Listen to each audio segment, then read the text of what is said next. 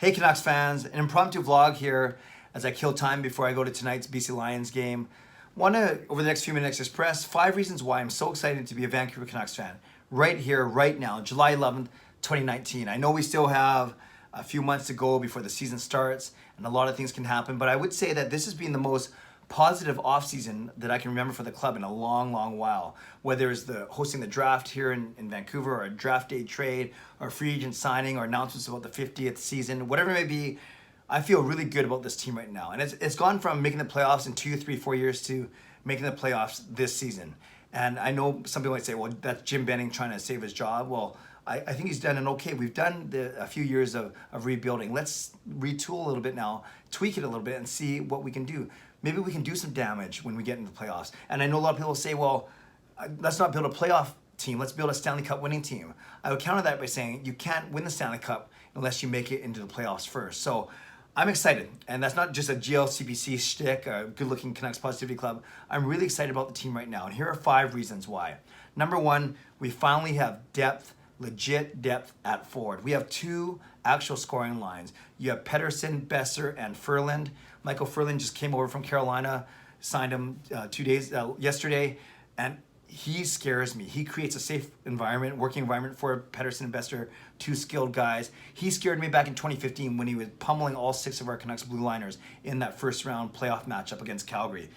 Weber, Spiza, Hamhuis, Bieksa, Tanev, Edler, none of them were safe.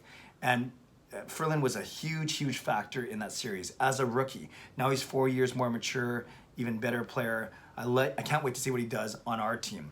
Then you have a second line that's skilled, that's hard to play against in Horvat, Miller, and Pearson. Work very hard. They're not the fastest guys ever, fastest trio ever. Horvat's got good speed. Miller and Pearson, they're going to make us hard to play against. So now we have 2 legit scoring lines. Then you have a true checking line or a grit line in, or maybe a third, even secondary scoring line of Gaudette, Virtanen, and Levo, for instance.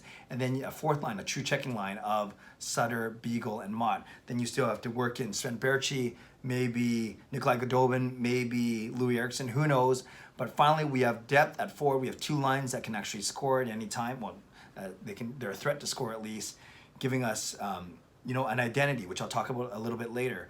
And I can't wait to see our first power play unit once Quinn Hughes takes that for his own. Imagine Hughes, Pettersson, Boeser, Horvat, and then Michael Ferland creating chaos in front of the net. Then you can roll out a second unit of Pearson and Miller with Gaudette in the middle perhaps, and then maybe Levo, and then another defenseman like Myers or Edler.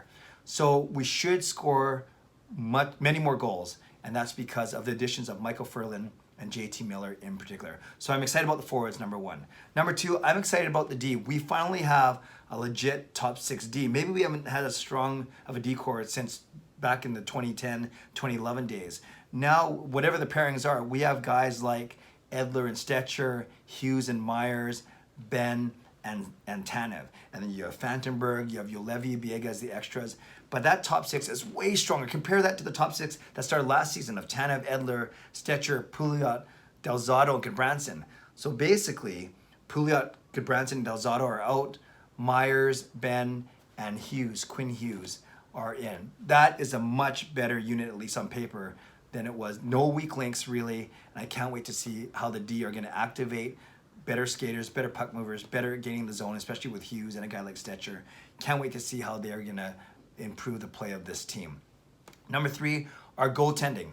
I'm excited about our goaltending. Jacob Markstrom took a huge step last year. It's a contract year for him this year, so he's going to play well. You know that.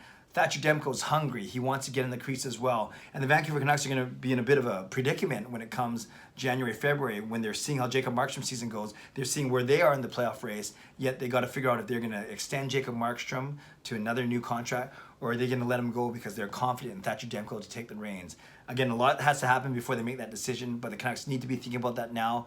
But all it means is it's going to mean stronger goaltending in the crease. Markstrom's in a contract year, and Thatcher Demko wants to establish himself. So I'm excited about the goaltending. You can kind of see where I did there with the forwards, the D, and the goaltending. Number 4, you look at the team overall. I think especially with our new players, we now have an identity. You know, past few years, Ray Ferraro from TSN would say this a lot. I'm not sure the Canucks are a skilled team. Are they a heavy team? What kind of team are they? Well, I think they're molding into the team Travis Green wants them to be. They want to play fast, and you have guys that are fast. Pettersson and Horvat and Virtanen and Godolphin to a certain extent, Quinn Hughes. Those guys are fast, but you also want to be tough to play against. What they call a heavy team. We saw the St. Louis Blues win with that combination of being fast, skilled, but heavy as well. And the Canucks have moved that way with their acquisitions of J.T. Miller, with Michael Ferland, with Jordy Ben, with Tyler Myers even. So those four guys there that are helping forge this identity. You throw in, Virtanen and Roussel when he gets healthy, even Jay Beagle to a certain extent, and the Canucks will be tougher to play against. But especially you look at those two guys up front, Miller and Ferland, and the two guys up back are new guys, Ben and Myers. All four guys can play heavy, and I think that's the identity. That's the kind of team we want to be. Not just skilled, not just fast, not a bunch of tweeners, but skilled, yes, but a hard team to play against. That excites me. And off the ice, all the things planned for this 50th season, those excite me. Obviously, the Sedins having their jerseys retired in that week-long celebration in February, that excites me. Alex Burrows having his name being inducted to the Ring of Honor. I talked about that earlier today. The 7th Canuck to do so, a game in December against Ottawa. That excites me.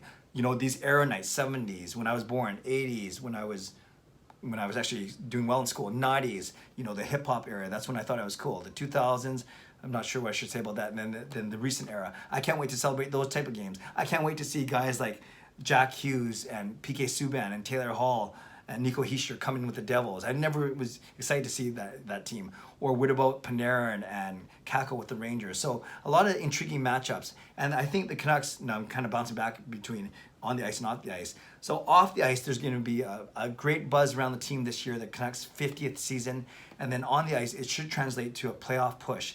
And I think the games are going to be more intense. They're going to be more entertaining. They're going to be in more of them. They're going to be winning more of them. And overall, it's going to lead to a much better fan experience. So that's why I'm excited, Canucks fans. I'm excited for the forwards, obviously 2 legit scoring lines. I'm excited for a top 6D that's a legitimate top 6D. I'm excited for goaltenders who have a lot to prove this season and prove on their good season last year. I'm excited because we are finally forging an identity as a team. And I'm excited for all the off-ice 50th season celebrations.